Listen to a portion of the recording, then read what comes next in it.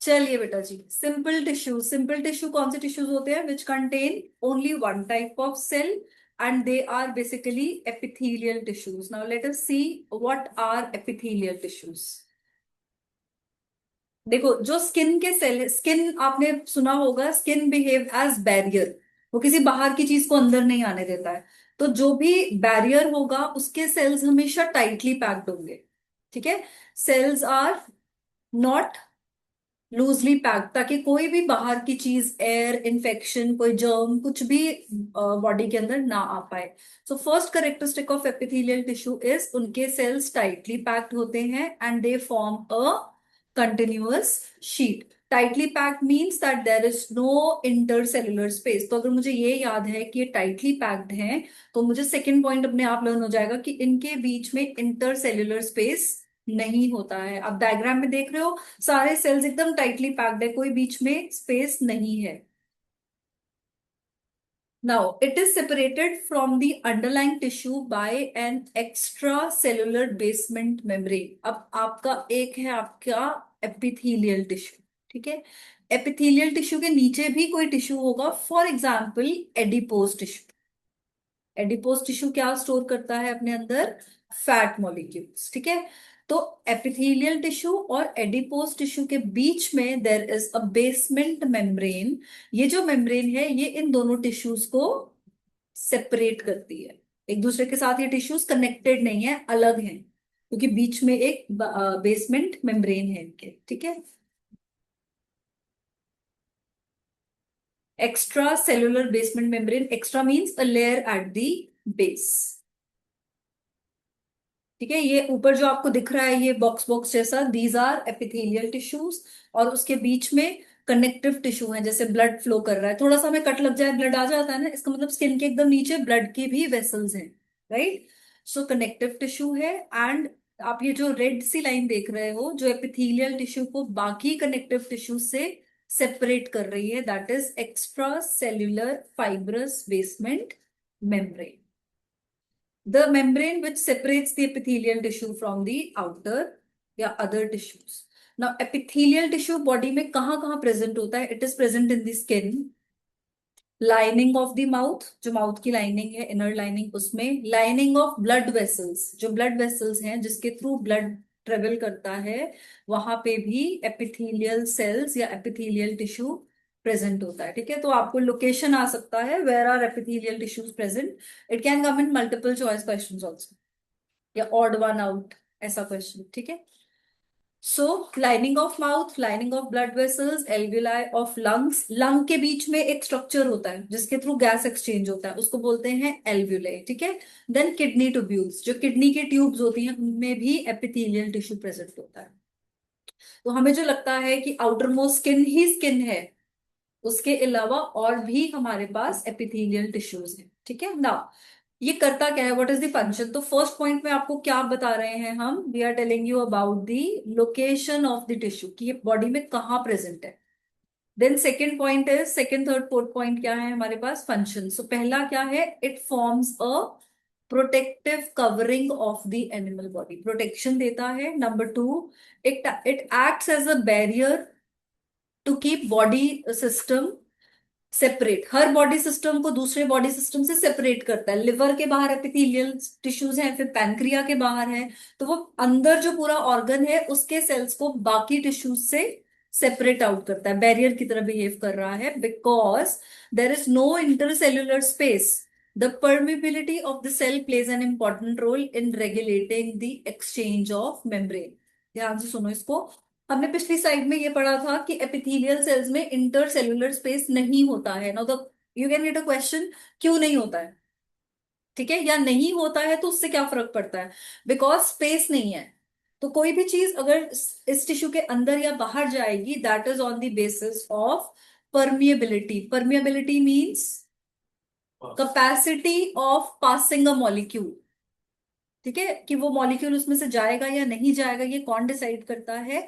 Epithelial tissue के sales, क्योंकि उनमें स्पेस ही नहीं है। स्पेस होती तो स्पेस में से कुछ भी चीज चली जाती, निकल आती, स्पेस तो है नहीं। तो जो सेल है उसकी परमेबिलिटी डिसाइड करेगी कि क्या उसमें कोई भी बाहर का मॉलिक्यूल अंदर आ सकता है या नहीं। सेल के अंदर से, उसके अंदर से पास हो सकता है। जैसे सपोज आप इस वॉल से पास नहीं हो सकते है ना, बट अगर हम डोर खोल दें तो आप जा सकते हो। ठीक है। तो यहाँ पे इस केस में डोर नहीं है, but cell have the power which can allow few things to pass through it. ठीक है।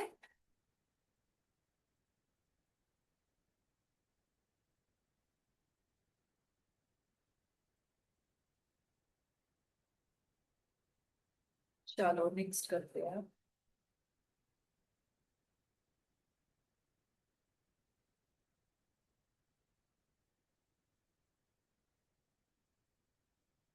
टाइप ऑफ एपिथेलियल टिश्यू, सबसे पहला है सिंपल स्क्वामस एपिथेलियम। अब हमारे पास कितने टाइप के एपिथेलियल टिश्यूज हैं? सिक्स।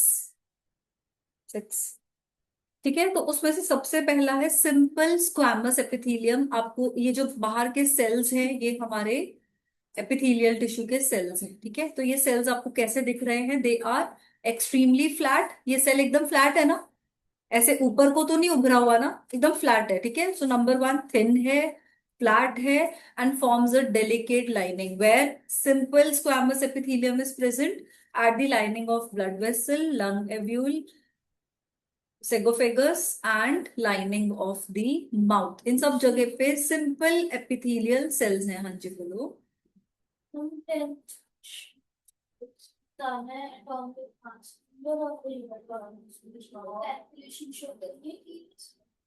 सब कुछ शो कर। ना फंक्शन क्या है इनका? They transport a substance through selectively permeable membrane. अब हमने selectively permeable membrane cell chapter में पढ़ा था, प्लांट्स में या सेल्स में, है ना। तो सिलेक्टिवली परमिएबल मेम्ब्रेन होता है हमारा प्लाज्मा मेम्ब्रेन। तो ये भी तो सेल्स हैं, तो इनमें भी तो प्लाज्मा मेम्ब्रेन होगा। So it selectively permeable membrane का मतलब it will allow certain things to pass through it, और बाकी चीजें पास नहीं हो सकती हैं। ठीक है।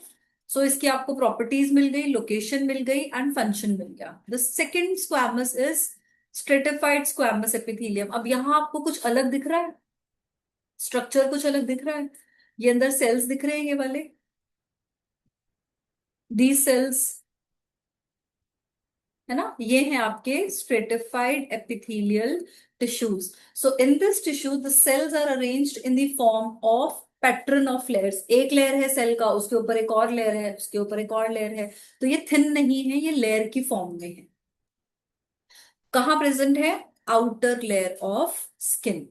आपकी स्किन की जो आपको टिश्यू यहाँ सेल दिखता है ये स्ट्रेटिफाइड स्क्वामस एपिथेलियम है। What is the function? It protects the body organs, it prevent the wear and tear of skin. Skin की रिपेयरिंग में, डैमेज में काम करता है। Columnar, as the name says, columnar मतलब कॉलम जैसे लंबे लंबे। ठीक है। देखो डायग्राम में दिख रहा है आपको कॉलम जैसा, दे आर लॉन्ग सेल्स। ठीक है। So columnar epithelium cells are tissues are, ये टॉल है, they are arranged like pillar as the name suggest. ये कहाँ पे है हमारी बॉडी में? Inner lining of intestine. जो हमारा इंटेस्टाइन है जो डाइजेशन में हेल्प करता है, वहां पे कॉलमनर एपिथेलियम प्रेजेंट है। फंक्शन क्या है इनका?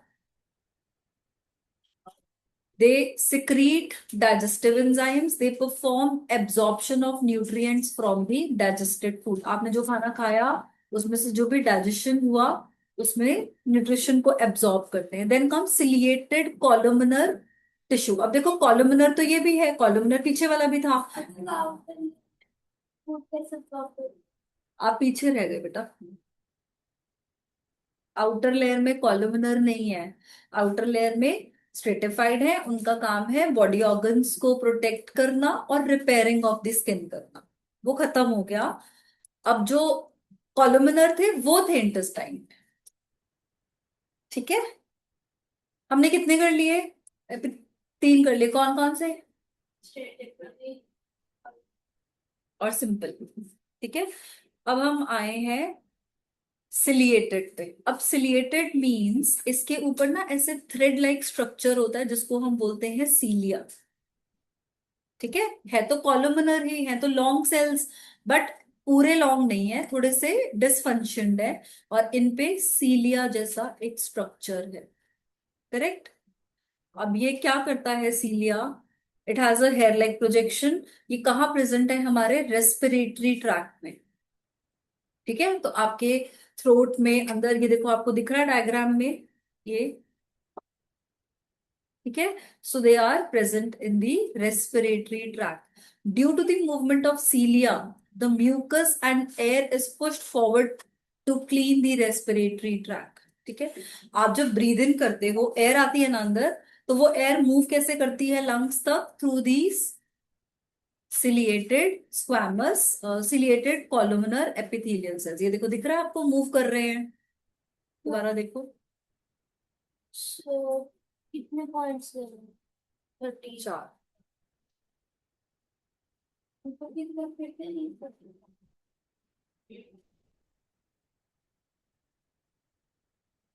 ऐसे कैसे खेलेंगे? ऐसे कैसे हिलेंगे? ऐसे हिलेंगे ना।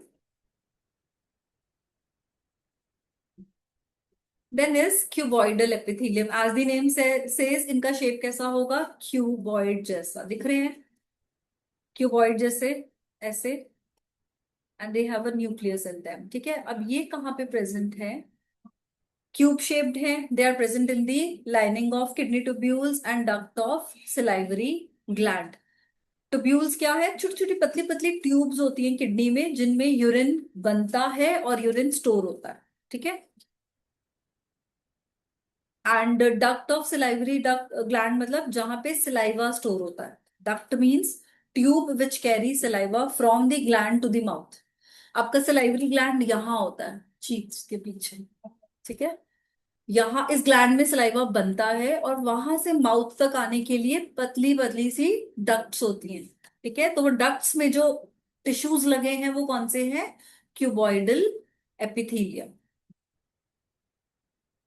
ठीक है, कभी कभी यहाँ कुछ होता है ना, कुछ मीठा खट्टा खाओ तो होता है, ग्लैंड एक्टिव होता है उस टाइम पे, वो टेस्ट बड्स उसके एक्टिव हो जाते हैं। ठीक है, सो फंक्शन क्या है? Absorption of useful material. Then kidney में है, so it helps in formation of urine before it passes out, उसमें स्टोर होगा।